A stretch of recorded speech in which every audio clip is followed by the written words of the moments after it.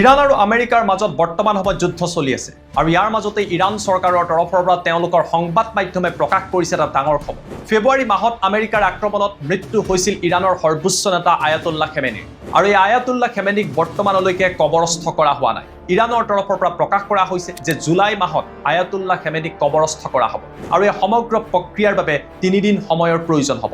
ইৰাণৰ প্ৰাক্তন সৰ্বোচ্চ নেতা আয়াতুল্লাহ খেমেনীক লৈ ইৰাণ চৰকাৰৰ তৰফৰ পৰা কি কথা প্ৰকাশ কৰা হৈছে আৰু কেতিয়াকৈ খেমেনীৰ এই ফিউনাৰেল অনুষ্ঠিত হ'ব তাৰ সবিশেষ তথ্য আপোনালোকৰ বাবে লৈ অহাৰ চেষ্টা কৰিছোঁ।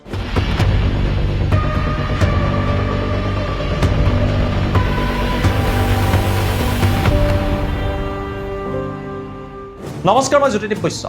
আমেৰিকা আৰু ইৰাণৰ মাজত চলি থকা যুদ্ধই 100 দিন অতিক্ৰম কৰিলে আৰু বৰ্তমান সময়তো শান্তিক লৈ কোনো ধৰণৰ সম্ভাৱনা দেখিবলৈ পোৱা নাই। দুয়োখন দেশে বিভিন্ন সময়ত শান্তিৰ কথা কয় যদিও তাৰ সমানে সমানে যুদ্ধ চলি আছে। এই যুদ্ধৰ সময়ত ইৰাণৰ যথেষ্ট সংখ্যক নেতাক আমেৰিকাই হত্যা কৰিছিল। ইয়াৰ ভিতৰত অন্যতম আছিল 86 বছৰীয়া ইৰাণৰ প্ৰাক্তন সৰ্বোচ্চ নেতা আয়াতুল্লাহ আলী খেমেনী। আয়াতুল্লাহ আলী খেমেনীৰ নেতৃত্বতেই ইৰাণক দীঘলীয়া সময় ধৰি ইছলামিক শাসন চলিছিল আৰু আমেৰিকাই বিচাৰিছিলে এই ইছলামিক শাসনৰ অন্ত পেলোৱাৰ বাবে। ফেব্ৰুৱাৰীৰ 28 তাৰিখে যেতিয়া পৰিয়ালৰ সৈতে খেমেনী নিজৰ বাসগৃহত আছিলে, আমেৰিকাৰ তৰফৰ পৰা এই বাসগৃহৰ ওপৰত এয়াৰ ষ্ট্ৰাইক কৰা হৈছিল। বাংকাৰ বাষ্টাৰ বোমা ব্যৱহাৰ কৰা হৈছিলে, য'ত খেমেনীৰ মৃত্যু হৈছিল। ইয়াৰ পাছতে ইৰাণত ব্যাপক প্ৰতিক্ৰিয়াৰ সৃষ্টি হৈছিলে আৰু ইৰাণেও এই সমগ্ৰ ঘটনাক লৈ আমেৰিকাৰ ওপৰত প্ৰত্যাক্ৰমণ কৰা পৰিলক্ষিত হয়। এই ঘটনা সংঘটিত হোৱাৰ পাছতে খেমেনীৰ যি অন্তিম ক্ৰিয়া বা তেখেতৰ ফিউনাৰেল সেয়া অনুষ্ঠিত হোৱাৰ কথা আছিলে মাৰ্চ মাহত, কিন্তু মাৰ্চ মাহত যিহেতু যুদ্ধ চলি থাকিল, আলোচনা নহ'ল, তাৰ বাবে এই সমগ্ৰ প্ৰক্ৰিয়া পিছুৱাই দিয়া হ'ল। কিছু সময়ৰ আগতে ইৰাণৰ সংবাদ মাধ্যম আৰু চৰকাৰৰ তৰফৰ পৰা প্ৰকাশ কৰা হৈছে যে জুলাই মাহত 3 দিনীয়া কাৰ্যসূচীৰে খেমেনীৰ অন্ত্যেষ্টিক্ৰিয়া সম্পন্ন কৰা হ'ব। জুলাই 4 তাৰিখে সমগ্ৰ প্ৰক্ৰিয়া আৰম্ভ হ'ব আৰু জুলাই 9 তাৰিখে আয়াতুল্লাহ আলী খেমেনীৰ নিজৰ যি বাসগৃহ আছিলে বা তেখেতৰ যি গৃহ চহৰ মাছাদ, তাত তেখেতক কবৰস্থ কৰা হ'ব। জুলাই 4 তাৰিখে তেহৰাণত খেমেনীৰ নশ্বৰ দেহ লৈ বিশেষ ৰেলীৰ আয়োজন কৰা হৈছে। ইয়াৰ পাছত ক্ৰমান্বয়ে এই ৰেলী আগুৱাই যাব তেহৰাণৰ বিভিন্ন প্ৰান্ত আৰু ইৰাণৰ আন এখন পবিত্ৰ চহৰ কমৰ মাজেদিও এই ৰেলী আগুৱাই যাব।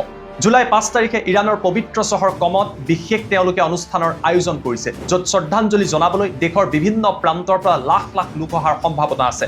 অৱশ্যে জুলাই 9 তাৰিখে তেখেতৰ জন্ম চহৰ মাছাদত তেখেতক সমাধিস্থ কৰা হ'ব।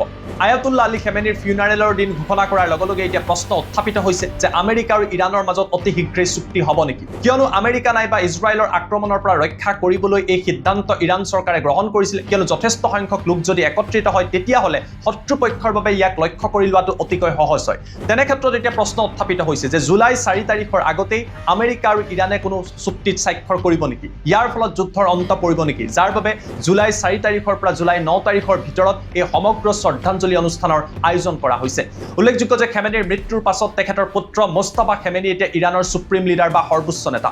আয়াতুল্লাহ খেমেনীয়ে 1989 চনৰ পৰা প্ৰায় 36 বছৰ ইৰাণ শাসন কৰিছিলে। ইৰাণত যি বিদ্ৰোহ হোৱাৰ পাছত ইছলামিক শাসনৰ আৰম্ভ হৈছিলে, সেই শাসনৰ তেওঁ নেতৃত্ব লৈছিলে। খেমেনী এনেকুৱা এগৰাকী নেতা আছিলে যে ইৰাণৰ জনতাৰ লগতে ৰাজনৈতিক নেতাসকলে তেওঁৰ সকলো কথা মানি লৈছিল। বিভিন্ন সময়ত খেমেনীয়ে জনসভা সম্বোধন কৰিছিলে আৰু তেওঁৰ ভাষণ শুনিবলৈ ইৰাণৰ জনতা দীঘলীয়া সময় অপেক্ষা কৰি থকা পৰিলক্ষিত হয়। অৱশ্যে শেহতীয়াভাৱে যুদ্ধৰ আগত খেমেনীৰ বিৰুদ্ধে জনতাই প্ৰতিবাদ কৰা পৰিলক্ষিত হৈছিল। মূল্যবৃদ্ধিৰ নিয়ন্ত্ৰণত ইৰাণ চৰকাৰ ব্যৰ্থ হোৱাৰ বাবেই এই প্ৰতিবাদ হৈছিল। সেয়া লাগিলে যিয়েই নহওক কিয়, আয়াতুল্লাহ খেমেনীয়ে 35 বছৰ ইৰাণ শাসন কৰিছিলে আৰু ইৰাণৰ যথেষ্ট সংখ্যক জনতাই তেখেতক নেতা হিচাপে মানি লৈছিল আৰু সেইবাবে হয়তো ধাৰণা কৰা হৈছে যে জুলাই 4 তাৰিখৰ পৰা জুলাই 9 তাৰিখৰ ভিতৰত যি ফিউনাৰেল অনুষ্ঠিত হ'ব, এই ফিউনাৰেলত যথেষ্ট সংখ্যক লোক সমবেত হোৱাৰ সম্ভাৱনা আছে। কিন্তু প্ৰশ্ন উত্থাপিত হৈছে জুলাই পূৰ্বে যদি ইৰাণ আৰু আমেৰিকাই শান্তি চুক্তিত স্বাক্ষৰ নকৰে আৰু যুদ্ধ চলি থাকে, সেই সময়ত যদি ইৰাণৰ ৰাজপথত লাখ লাখ হাজাৰ হাজাৰ লোক ওলাই আহে, তেতিয়াহ'লে এই লোকসকলক আমেৰিকা নাইবা ইজৰাইলে লক্ষ্য কৰিব নেকি? ইয়াৰ বাবে আমি অপেক্ষা কৰিব লাগিব। কিন্তু এটা কথা সুনিশ্চিত যে জুলাই 4 তাৰিখৰ পৰা জুলাই 9 তাৰিখৰ ভিতৰত ইৰাণত অভাৱনীয় হাৰত জনস্ৰোত দেখিবলৈ পোৱা যাব, কিয়নো সুপ্ৰিম লিডাৰ খেমেনীক তেওঁলোকে বিদায় জনাবলৈ ইৰাণৰ জনতাৰ ৰাজপথলৈ ওলাই আহিব। এয়া আছিলে আয়াতুল্লাহ আলী খেমেনীৰ অন্তিম যাত্ৰাৰ সবিশেষ, যি ইৰাণ চৰকাৰৰ তৰফৰ পৰা প্ৰকাশ কৰিছে। এই তথ্য আপোনালোকৰ বাবে লৈ অহাৰ চেষ্টা কৰিম।